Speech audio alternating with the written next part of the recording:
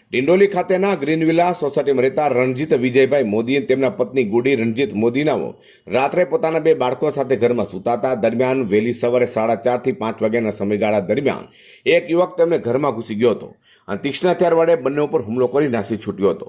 તો રણજીતભાઈને માથા પર અને ચહેરા પર ચપ્પુના ઘા મારવામાં આવ્યા હતા, જેથી ગંભીર ઈજા થઈ હતી. પત્નીને ગળા પર અને શરીર પર ચપ્પુના ઘા મારવામાં આવ્યા હતા.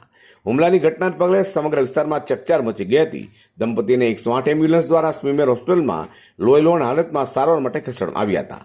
તો બનાવની જાણ થતાં જ પોલીસના ઉચ્ચ અધિકારીઓ સહિતનો દોડી જવા પામ્યા હતા અને તપાસ શરૂ કરી છે. ડિંડોલી પોલીસ સ્ટેશન વિસ્તારમાં ડ્રીમ વિલા કરીને એક સોસાયટી આવેલી છે. આ ડ્રીમ વિલા સોસાયટીમાં જે બાંધકામ કેટલાક મકાનોમાં થઈ રહેલ છે, એ બાંધકામ થઈ રહેલા મકાનોની સામે એક રહેવાસી મકાન છે. આ રહેવાસી મકાનમાં આજ સવારે 4:30 થી 5:30ની આસપાસ કોઈ વ્યક્તિએ એન્ટ્રી કરી અને તીક્ષ્ણ હથિયાર વડે જે મકાનના માલિક છે એમને અને એમના પત્નીને તીક્ષ્ણ હથિયાર વડે એટેક કરી અને ઈજા પહોંચાડી છે. જે બાબતે પોલીસે તત્કાલ પહોંચી જઈ અને કાર્યવાહી શરૂ કરેલ છે.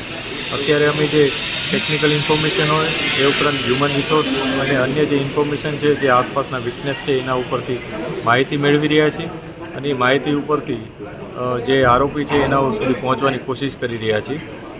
આરોપીમાં અત્યારે જે માહિતી છે એ મુજબ કોઈ એક વ્યક્તિએ એન્ટ્રી કરી અને આ પ્રકારની ઘટનાને અંજામ આપ્યો છે. તે છતાં આમાં એક વ્યક્તિ છે કે અન્ય કોઈ વ્યક્તિઓ છે એ પણ અમે તપાસ કરી રહ્યા છીએ.